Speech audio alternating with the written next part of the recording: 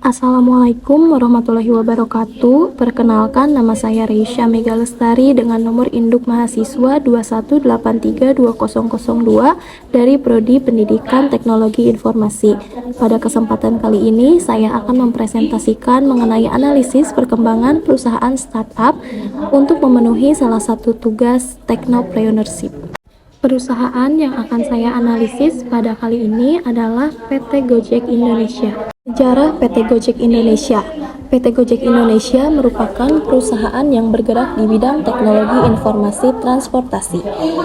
PT Gojek Indonesia ini merupakan transportasi online pertama di Indonesia yang didirikan oleh Nadiem Makarim dan kedua rekannya yaitu Kevin Alui dan Mikhail Angelo Moran pada tanggal 13 Oktober 2010. Yang dimana wilayahnya hanya berpusat di Jakarta, Indonesia. Saat awal didirikan PT Gojek Indonesia ini, tanggal 13 Oktober 2010, Gojek hanya memiliki 20 driver dengan mengandalkan call center untuk menghubungkan antara penumpang dengan pengemudi. Pada pertengahan 2014, PT Gojek Indonesia ini mulai mendapatkan investasi, sehingga pada Januari 2015, PT Gojek Indonesia ini akhirnya dapat meluncurkan aplikasi Gojek berbasis Android dan iOS untuk menggantikan sistem pemesanan menggunakan call center. Memasuki tahun 2016, persaingan semakin sengit, di mana mulai bermunculan perusahaan startup lainnya yang bergerak di bidang transportasi online. Gojek akhirnya memperluas bisnis pengantaran makanan dengan membuat layanan GrabFood, juga menambahkan layanan GoCar. Kemudian pada tahun ini juga Gojek meluncurkan metode pembayaran yaitu GoPay. Tak berhenti sampai di situ, Gojek pun turut memperkuat layanan lama mereka seperti GoSend. Mereka juga bekerja sama dengan marketplace Tokopedia dan Bukalapak untuk mengantarkan barang pesanan dari penjual kepada para pembeli. Gojek pun telah bekerja sama dengan aplikasi chat Line, sehingga pengguna Line kini bisa memesan Gojek langsung di aplikasi tersebut. Pada tahun 2017, PT Gojek Indonesia berada di peringkat ke-17 di antara 20 perusahaan yang mengubah dunia versi Fortune. Pada tahun 2018, PT Gojek Indonesia melakukan ekspansi ke Thailand dan Vietnam. Transaksi tumbuh hingga 1000 kali 100 kali lipat.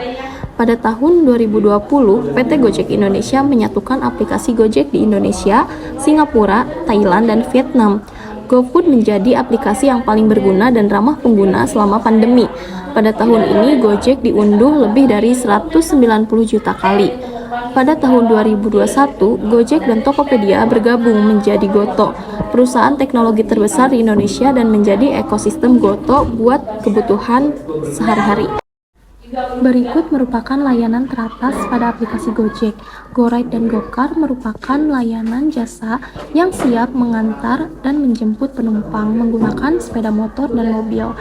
Kemudian ada GoFood, merupakan layanan jasa antar makanan. Kemudian ada GoSend, merupakan layanan pengantar barang. GoMart, layanan pembelian kebutuhan sehari-hari. Kemudian ada GoTagihan, merupakan platform untuk pembayaran tagihan-tagihan. Kemudian GoTik untuk pembelian tiket. Peran teknologi pada aplikasi Gojek. PT Gojek Indonesia mengandalkan mesin pembelajar machine learning dan kecerdasan buatan atau AI untuk memitigasi order fiktif pada aplikasi Gojek ini. Kedua teknologi ini digunakan juga dipakai untuk mendeteksi kecurangan menggunakan aplikasi ilegal. Strength atau kekuatan pada PT Gojek Indonesia. Sebagai perusahaan yang pertama mengembangkan transportasi online, Gojek sudah lebih dulu memiliki mitra driver dan pelanggan setia yang lebih banyak dibandingkan dengan perusahaan yang lainnya. Pilihan yang ditawarkan melalui aplikasi kepada konsumen lebih lengkap dibandingkan perusahaan lain. Gojek menawarkan jenis layanan yang beragam seperti GoRide, GoCar, GoBox, GoFood, GoSend, GoMart, GoShop, GoMed, dan lain-lain. Banyaknya pengusaha kuliner yang tertarik bergabung menjadi mitra Gojek membuat layanan GoFood dari Gojek menjadi salah satu daya tarik konsumen untuk menggunakan aplikasi Gojek. Banyaknya bentuk layanan untuk mitra driver Gojek membuat loyalitas driver menjadi meningkat, seperti layanan asuransi untuk mitra Gojek, BPJS, dan lain-lain. Weakness atau kelemahan pada PT Gojek Indonesia. Dibandingkan dengan perusahaan lainnya, biaya yang dikeluarkan untuk layanan Gojek sedikit lebih mahal, terutama untuk layanan GoRide, GoCar, dan GoSend. Untuk pelanggan GoFood harus bersedia menunggu lebih lama untuk memesan makanan yang disuka. Kemudian masih sering adanya order fiktif yang merugikan mitra driver Gojek. Pihak perusahaan punya ketergantungan yang sangat tinggi terhadap driver dan proses bisnis tidak dapat dimulai tanpa adanya akses internet.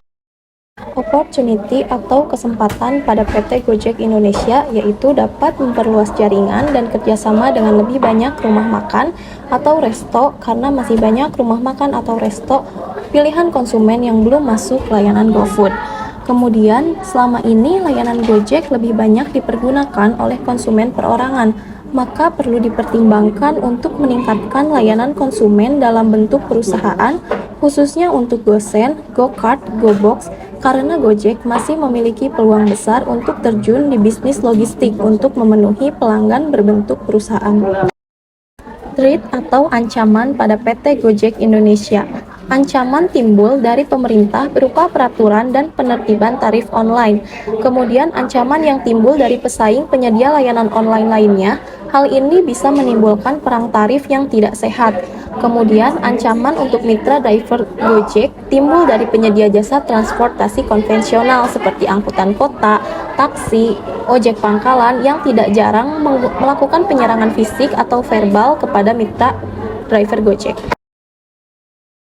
Sekian yang dapat saya sampaikan dalam presentasi kali ini. Mohon maaf jika ada kesalahan. Terima kasih. Wassalamualaikum warahmatullahi wabarakatuh.